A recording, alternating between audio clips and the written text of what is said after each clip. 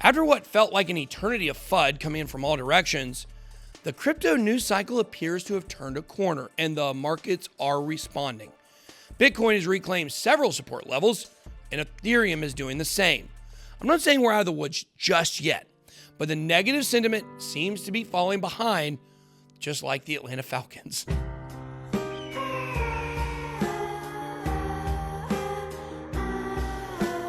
Today, we'll be looking at giving you the lowdown on all the stories affecting Ethereum, as well as some of the most exciting developments coming on the blockchain. Let's get it. Welcome to BitBoy Crypto, home of the Bit Squad, the largest and greatest crypto community in all the interwebs. My name is Ben.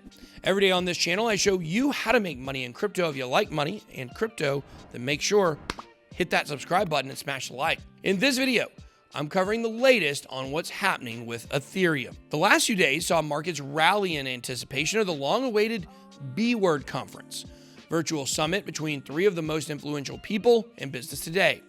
Hand to the king, Jack Dorsey, Cathie Wood, as well as crypto's very own court jester, the Muskrat.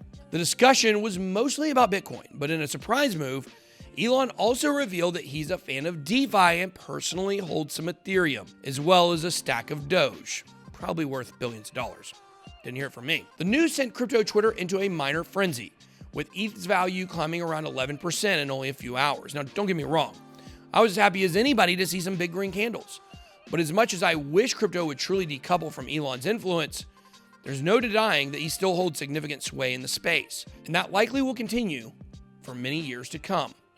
Speaking of Twitter, there may just be a new kid on the block, with DeFi project AAVE gearing up to launch an Ethereum-based alternative to the social media giants later this year. While this wouldn't be the first attempt to build a meaningful decentralized rival to challenge Twitter's monopoly, AAVE is a serious player in the DeFi space, with over $11 billion total value locked time of this recording.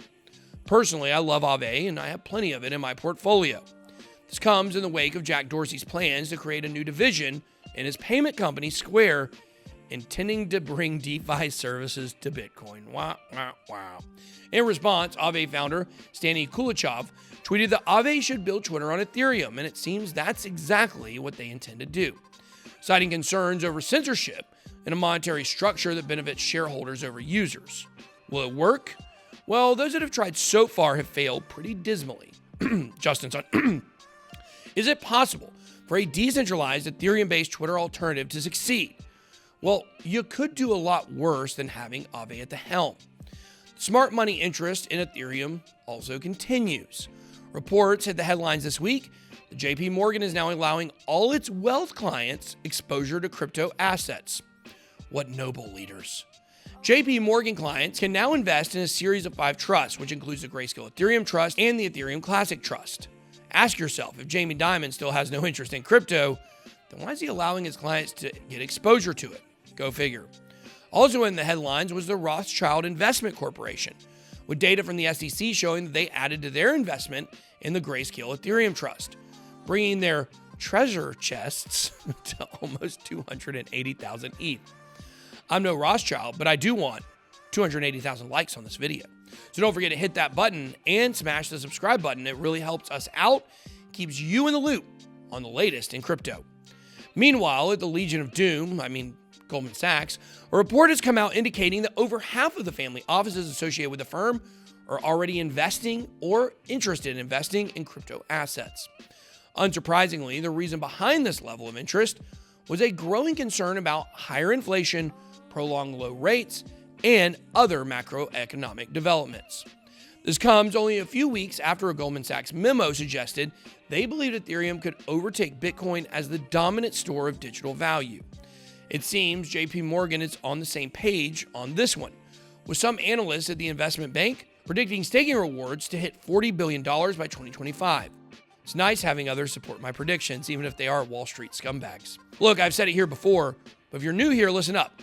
Goldman Sachs and JP Morgan are the same institutions that have been spreading FUD in the markets in a bid to drive prices down.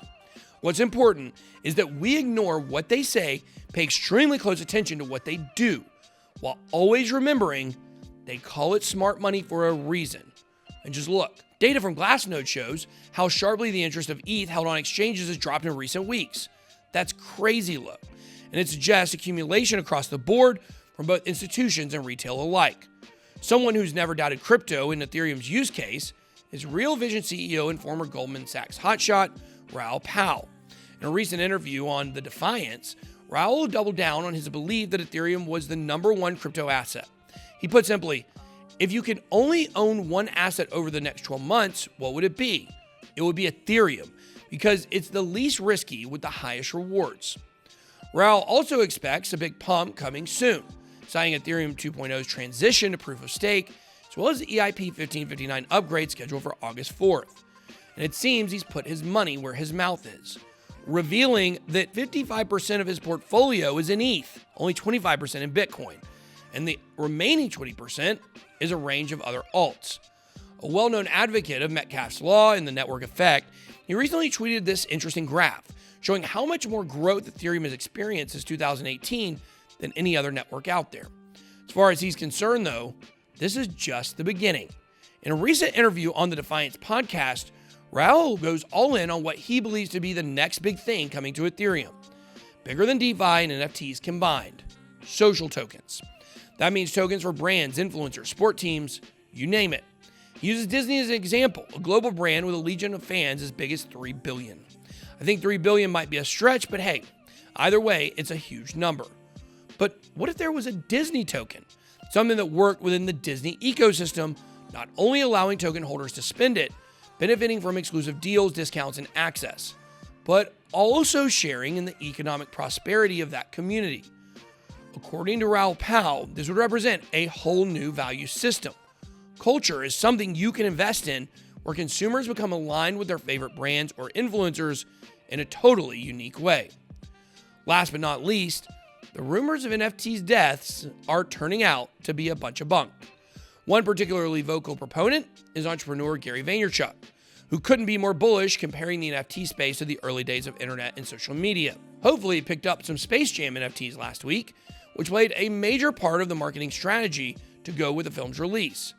These non-fungible tokens also served as a vehicle to launch Nifty's, a new NFT marketplace with backers including our old Shark Tank bro, Mark Cuban. And thinking about it, Space Jam is the perfect movie to champion the use of NFTs. The story of a man who goes down the rabbit hole only to find himself transported to a new, shiny digital world full of weird characters and high-stakes plays. Sounds like many of our journeys into crypto. So a big money player is super bullish on Ethereum and the network effect, proving just how versatile the network is. It's hard to believe it will continue to stand in Bitcoin's shadow much longer. If you've been following this channel, you'll know we've been calling for what's dubbed the flipning for a long time.